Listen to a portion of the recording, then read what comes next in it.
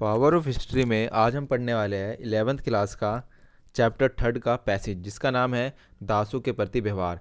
क्योंकि यह आपकी एग्जाम में 5 मार्क्स का आएगा तो इसीलिए इम्पोर्टेंट है। स्टार्ट करते हैं। होता है क्या है कि एक शहर होता है, ठीक है गाइस। एक क्या होता है, एक बहुत बड़ा शहर होता है, सिटी होती है। तो उसमें ना वहाँ का शासक था ना, जो वहाँ का शासक मतलब वहाँ का किंग, ठीक है। वहाँ का जो किंग था उसका नाम था, ठीक है गाइस, उसका नाम था लूसियस। ल्यूसियस पेडेनियस सेकंड्स, ठीक है गाइस। तो आपको पूरा नाम याद करने की ज़रूरत ही नहीं है, आप सेकंड्स याद कर लीजिए कि एक बस आप याद हो जाएगा कि सेकंड्स एक राजा था, कहाँ का, एक शहर का। तो हम चैप्टर 3 की बात कर रहे हैं जिसका नाम है तीन महाद्वीप में फैला हुआ साम्राज्य। तो ये कहानी गाइस आपके मुंह पे अभी याद हो जाएगी, दिमाग में फिट हो जाएगी। तो बहुत सिंपल सी कहानी है। एक शहर में एक राजा था जिसका नाम था सेकंड्स, ये पूरा नाम है उसका, मगर सिंपल से हम कह सकते हैं सेकंड उसका नाम था।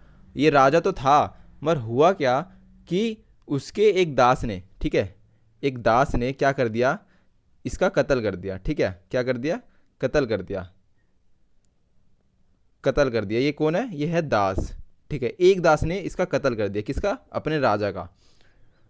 हुआ क्या, कत्ल के पश्चात यानी बाद में, कत्ल जब हुआ उसके बाद में वहाँ पे एक रिवाज चलता था। रिवाज यानी एक रिवाज था, यानी एक तरीके से कह सकते हैं नियम कानून था वहाँ का, कि अगर एक छत के नीचे रहने वाले प्रत्येक दास को फांसी दे दी जाए, अगर किसी ने, कोई दास अपने राजा को मार देता है तो उस एक छत के नीचे जितने लोग रहते हैं ना, यानी जितने दास रहते हैं उनको मार दिया जाए। ऐसा नियम था, रिवाज था, ठीक है। ऐसा हुआ वहाँ पे।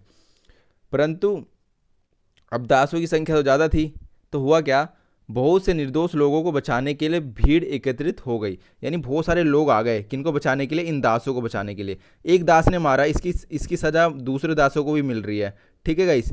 दूसरे दास इनकी सज़ा मिल रही है और उनकी संख्या ज़्यादा थी। इनको बचाने के लिए कौन आया? भीड़ आई वहाँ पे, ठीक है, कि इनको ना मारो, ये सब भीड़ है, पब्लिक है, इनको बचाने आ रहे हैं, किनको? दासों को। एक दास का जो जुर्म है वो सब पे पड़ रहा है, यानी इफेक्ट सब पे पड़ रहा है। इनका मानना था ऐसा। होता क्या है कि सीनेट भवन भवन को घेर लेते हैं ये लोग। क्या करते हैं? सीनेट भवन को घेर लेते हैं। सीनेट भवन गाइस आपको पता ही है क्या होता है। तो उसमें क्या करते हैं, सबको घेर लेते हैं अमीरों के रहने की जगह। हालांकि सीनेट भवन में अत्यधिक कठोरता का विरोध किया जा रहा था, परंतु अधिकांश सदस्यों ने परिवर्तन किए जाने का विरोध किया। अब जो लोग बाहर से, वो जो पब्लिक थी जो विरोध कर रही थी कि इन्हें जो दास है, जो निर्दोष दास है, उनको क्यों सजा दी जा रही है, ठीक है गाइस।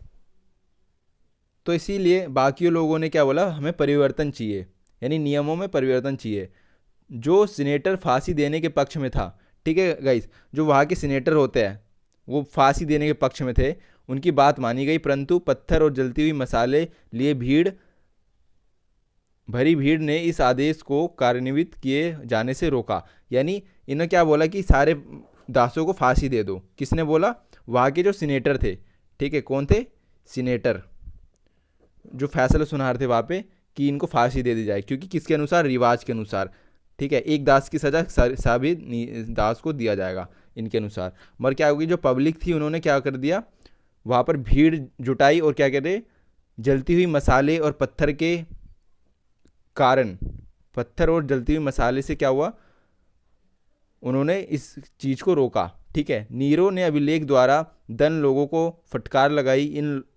उन सारे मार्गों पर सेना लगा दी जहां सैनिकों के साथ दोषियों को फांसी पर चढ़ाने के लिए ले जाया जा रहा था। तो ये गाइस बता रहा है ये कहानी क्या है। सिंपल सी कहानी है कि एक राजा की मृत्यु हो गई, किसने किया? एक कत्ल एक दास ने किया। मगर इस दास का जो प्रभाव है, जिसने मारा, नियम के अनुसार और कोई एक छत के नीचे दास किसी राजा को मार देता है या अपने मालिक को मार देता है तो उसकी सज़ा पूरे दासों को भुगतनी पड़ती है। मगर ऐसा नहीं हो सकता था क्योंकि दासों की संख्या ज़्यादा थी, इसलिए भीड़ आई, भीड़ ने इन्हें बचाने की कोशिश की। भीड़ ने पत्थर और जलती हुई मसालों से इन्हें रोकने की कोशिश की। फांसी की सज़ा सीनेटरों ने दी।